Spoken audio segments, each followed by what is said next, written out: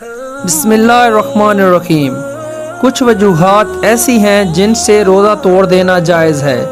اچانک ایک ایسی بیماری پڑ گئی کہ اگر روزہ نہ توڑیں گے تو جان پر بن آئے گی یا بیماری بہت بڑھ جائے گی تو روزہ توڑ دینا درست ہے۔ جیسے پیٹ میں درد اٹھنا اور بےتاب ہو گئے یا سانپ نے کاٹ کھایا تو دوا لینا اور روزہ توڑ دینا درست ہے۔ ایسے ہی اگر پیاس لگی کہ ہلاکت کا ڈر ہے تو بھی روزہ توڑ ڈالنا درست ہے۔ حاملہ عورت کو کوئی ایسی بات پیش آ گئی جس سے اپنی جان کا یا بچے کی جان کا ڈر ہے تو روزہ توڑ ڈالنا درست ہے۔